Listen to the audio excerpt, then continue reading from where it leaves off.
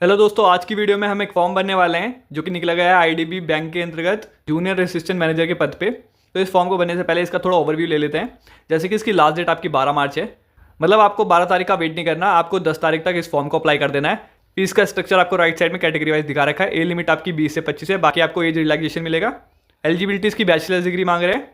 तो चलिए इस फॉर्म को अप्लाई करते हैं। तो चलते हैं इसकी ऑफिशियल वेबसाइट पे, जिसका लिंक मैं आपको डिस्क्रिप्शन में दे दूंगा। तो देखिए हम इसकी ऑफिशियल वेबसाइट पे पहुंच चुके हैं, जिसका इंटरफेस ऐसा दिखता है। वेबसाइट पे आ जाने के बाद आपको सबसे पहले यहाँ पे न्यू रजिस्ट्रेशन करना पड़ेगा, क्योंकि आप इस फॉर्म को पहली बार अप्लाई कर रहे हैं। तो न्यू रजिस्ट्रेशन करने के लिए आपको देखिए इस वाले ऑप्शन पे क्लिक करना है। उसके बाद आपका जो registration number and password generate हो जाता है, और उसके बाद आपको आगे का फॉर्म फिलअप करना है।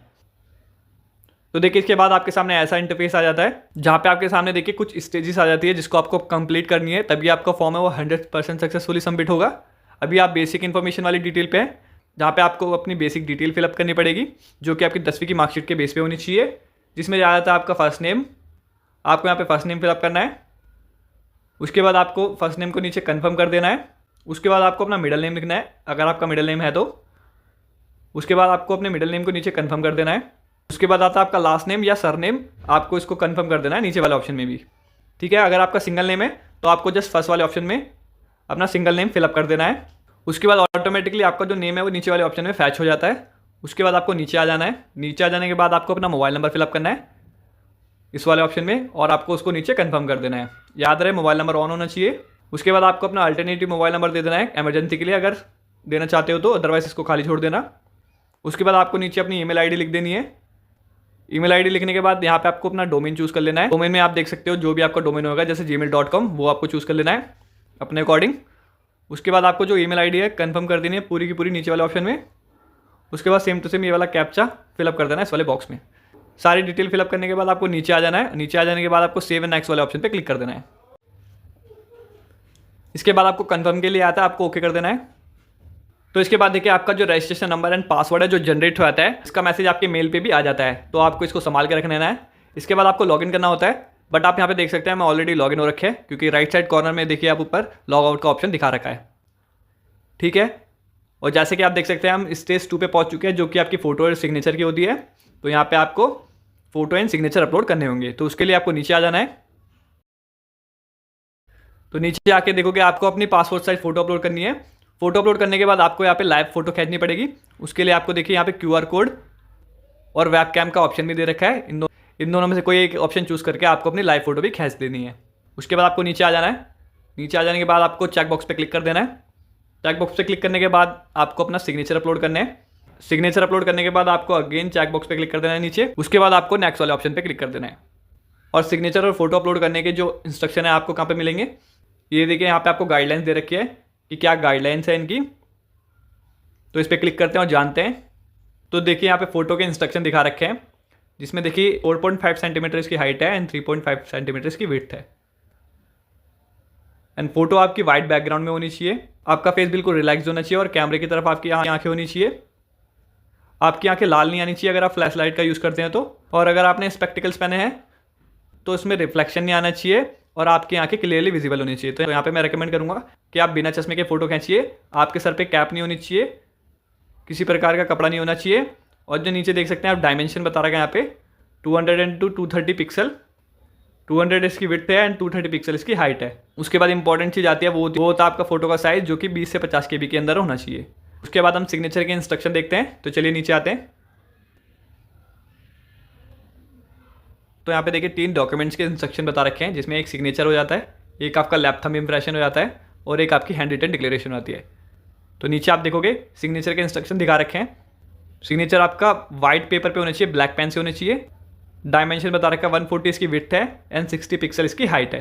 साइज बता रखा है 10 से 20 KB के अंदर, और जो इसका फॉर्मेट है वो आपका JPG होना चाहिए।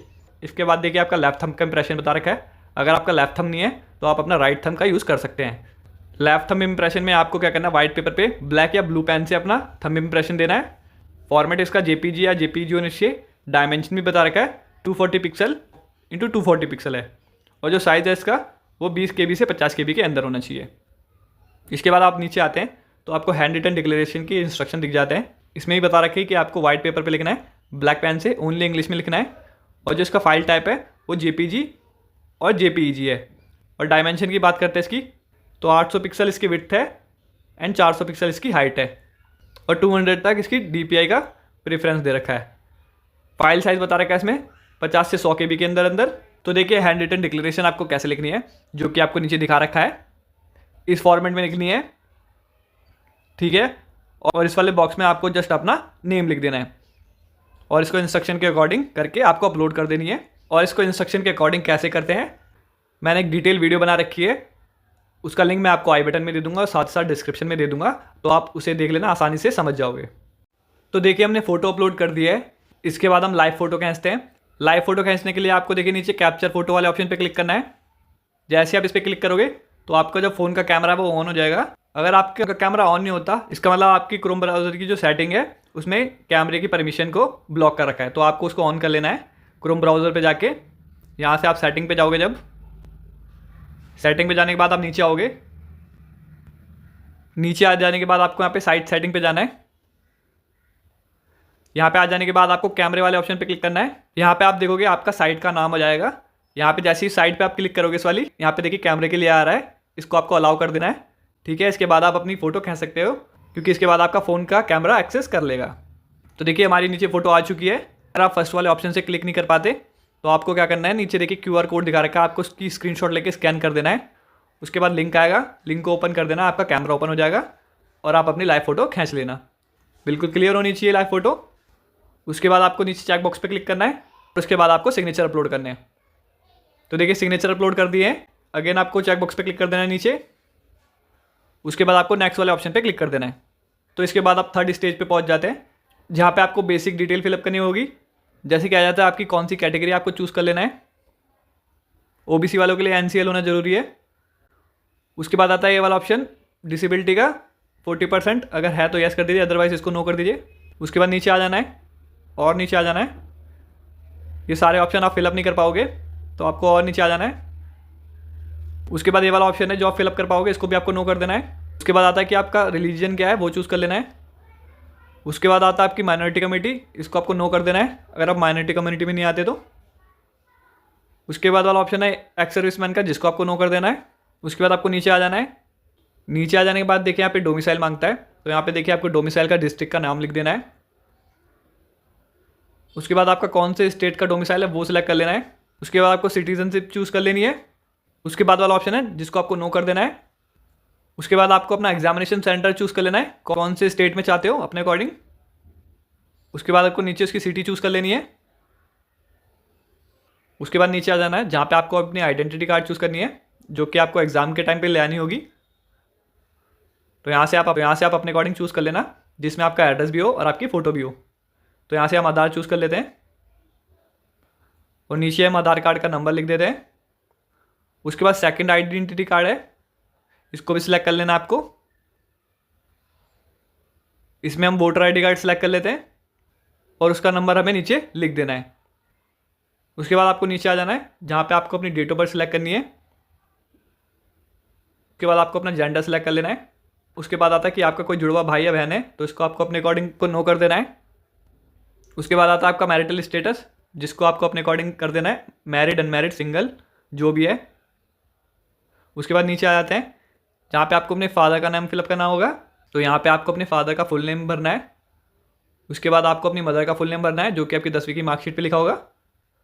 अगर आप मैरिड हैं तो अपने पार्टनर का नाम लिखना है नीचे, अदरवाइज इसको खाली छोड़ देना है। उसके बाद आता है आपका एड्रेस, जो कि होता है कॉरस्पॉन्डेंस एड्रेस, पत्र व्यवहार का एड्रेस होता है जो जिससे अथॉरिटी आपसे कनेक्ट कर सके, जिसमें आ जाता है सबसे पहले आपका ब्लॉक नंबर या हाउस नंबर। उसके बाद आता है कि आपका एरिया का पड़ता है वो, उसका नाम। उसके बाद आ जाता है नियर बाय कौन सी फेमस जगह, उसका नाम। उसके बाद आपकी डिस्ट्रिक्ट आ जाता है। डिस्ट्रिक्ट के बाद आपका स्टेट आ जाता है, किस राज्य से हैं, और उसके बाद आपका एरिया का पिन कोड आ जाता है। इसके बाद आपको नीचे आ जाना है। इसके बाद आपका परमानेंट एड्रेस आता है। अगर दोनों एड्रेस सेम है तो आपको चेक बॉक्स पे जस्ट क्लिक कर देना है, अदरवाइज आपको अपना परमानेंट एड्रेस अलग भरना पड़ेगा। उसके बाद आपको नीचे अमाउंट शो कर जाता है जितना आपको पे करना है। तो सारी डिटेल फिलअप करने के बाद आपको अपनी डिटेल को वैलिडेट करना है। उसके बाद आपको सेव एंड नेक्स्ट वाले ऑप्शन पे क्लिक कर देना है। डिटेल वैलिड हो चुके सक्सेसफुली ओके कर देते हैं। उसके बाद सेव एंड नेक्स्ट वाले ऑप्शन पे क्लिक कर देते हैं। तो इसके बाद देखिए हम क्वालिफिकेशन एक्सपीरियंस वाली डिटेल पे आ जाते हैं, जहाँ पे आपको अपनी क्वालिफिकेशन फिलअप करनी है। क्योंकि ये वाला फॉर्म ग्रेजुएट बेस पे है, तो आपको अपनी ग्रेजुएशन की डिटेल फिलअप करनी है, जिसमें से आता है आपका कॉलेज का नेम फिलअप करना है, आपको अपनी यूनिवर्सिटी का नेम फिलअप करना है। उसके बाद यहाँ पे आपको डिग्री या सब्जेक्ट चूज़ कर लेना है। अगर इनमें से कुछ नहीं होगा तो आपको अदर वाले ऑप्शन पे क्लिक करके यहाँ पे आपको अपने सब्जेक्ट या डिग्री का नाम लिख देना है। उसके बाद आपको अपनी डिग्री का स्टेटस बता देना है जो कि पास होना चाहिए। उसके बाद आता है कि पासिंग ईयर क्या है आपकी डिग्री का, वो आपको सिलेक्ट कर लेना है। उसके बाद आपके परसेंटेज कितने आए थे वो यहाँ पे फिलअप कर देना है। उसके बाद आपको अपनी ग्रेड या क्लास सेलेक्ट कर लेनी है अपने अकॉर्डिंग। यहाँ पे लिखा होगा फर्स्ट, सेकंड और पास, जो भी आपका होगा। सारी डिटेल फिलअप करने के बाद आपको देखिए नीचे देखिए जाना है। नीचे आप देख सकते हैं कि यहाँ पे आपका सेमेस्टर वाइज डिटेल दिखा रखी है जिसको आपको फिलअप करनी होगी। अगर आपने सेमेस्टर वाइज डिग्री कर रखी है तो आपको इसको फिलअप करना पड़ेगा।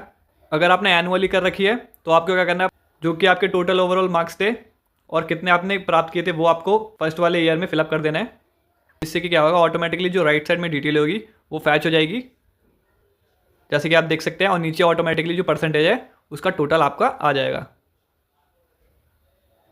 तो इस तरह से जिन्होंने एनुअली कर रखी है अपनी ग्रेजुएशन वो इसे फिलअप कर सकते हैं, और जिन्होंने सेमेस्टर वाइज कर रखी है तो वो अपने सेमेस्टर वाइज अकॉर्डिंग फिलअप कर देंगे। उसके बाद आपको नीचे आ जाना है। नीचे आ जाने के बाद ये एडिशनल डिटेल है जो कि पोस्ट ग्रेजुएशन एंड अदर जो कोर्सेज हो रखे हैं आपने वो कर रखे हैं तो फिलअप कर सकते हैं, अदरवाइज इसको खाली छोड़ सकते हैं। नीचे आ जाने के बाद देखिए कंप्यूटर में प्रोफिशिएंसी मांग रहा है जिसको आपको यस कर देना है, और क्या क्या नॉलेज है आपका कंप्यूटर की वो आपको नीचे फिलअप कर देना है। उसके बाद आपका एक्सपीरियंस का आता है। अगर आपके पास एक्सपीरियंस है तो आप फिलअप कर सकते हो, अदरवाइज इसको आप ब्लैंक छोड़ सकते हो। उसके बाद आपको नीचे आ जाना है जहाँ पे आपको प्री ट्रेनिंग के बारे में बता रखा है जो कि रिजर्व कैंडिडेट के लिए है। अगर आप चाहते हो तो यस कर दीजिए, अदरवाइज इसको नो कर दीजिए। उसके बाद आता है आपका लैंग्वेज का। लैंग्वेज आपको कौन कौन सी आती है जिसे आप पढ़ सकते हैं, लिख सकते हैं, बोल सकते हैं, वो आपको यहाँ पे फिलअप कर देना है। सारी डिटेल फिलअप करने के बाद आपको नीचे देखिए वैलिडेट डिटेल पे क्लिक करना है और अपनी डिटेल को वैलिडेट करना है। उसके बाद आपको सेव एंड नेक्स्ट वाले ऑप्शन पे क्लिक कर देना है। तो देखिए वैलिडेट हो चुकी डिटेल। इसके बाद सेव एंड नेक्स्ट वाले ऑप्शन पे क्लिक कर देते हैं। तो देखिए इसके बाद आपके सामने अपनी डिटेल का जो प्रीव्यू है वो आ जाता है। इसमें आपको अपनी डिटेल को क्रॉस चेक कर लेना है, यहाँ पे कुछ गलत तो नहीं है। अगर सारी चीज़ें ठीक है तो आपको नीचे आ जाना है। नीचे आ जाने के बाद आपको चेक बॉक्स पे क्लिक करना है। उसके बाद आपको कंप्लीट रजिस्ट्रेशन वाले ऑप्शन पे क्लिक कर देना है। उसके बाद आपको ओके कर देना है। अगेन आपके पास कंफर्मेशन का आता है, इसको ओके कर देना है। तो देखिए इसके बाद आप 5th स्टेज पे पहुंच जाते हैं जहाँ पे आपको अपनी लाइफ टाइम इंप्रेशन और हैंड रिटन डिक्लेरेशन अपलोड करनी है इंस्ट्रक्शन के अकॉर्डिंग। और इंस्ट्रक्शन आप यहाँ पे भी देख सकते हैं और मैंने आपको पहले भी बता रखा था। तो दोनों चीज़ अपलोड करने के बाद आपको सेम टू सेम ये वाला कैप्चा फिलअप कर देना है। उसके बाद आपको सेव एंड नेक्स्ट वाले ऑप्शन पे क्लिक कर देना है।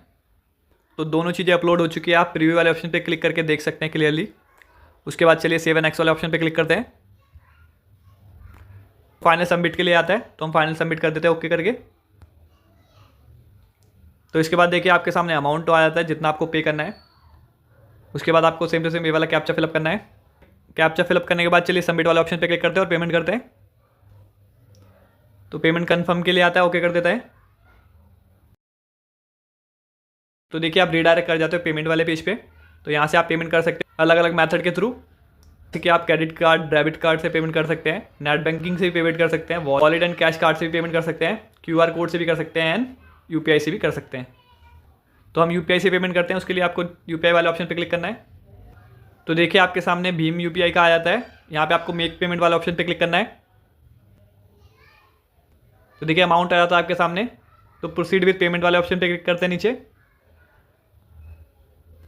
इसके बाद आप नीचे देखोगे तो आप UPI ID डाल के पेमेंट कर सकते हो, और साथ ही साथ आप और नीचे आओगे तो देखिए QR कोड दे रखा है, इस पर आपको क्लिक करना है। क्लिक करने के बाद यहाँ पे आपको स्कैन करना है। इसको स्कैन करने के लिए आपको इसका स्क्रीनशॉट लेना है और किसी भी ऐप के थ्रू इसको स्कैन करिए। तो जैसे आप स्कैन करके पेमेंट करेंगे, पेमेंट करने के बाद आपको अगेन इस वाले पेज पे आ जाना है। तो 2 मिनट के अंदर आपके यहाँ पे पेमेंट हो जाएगी।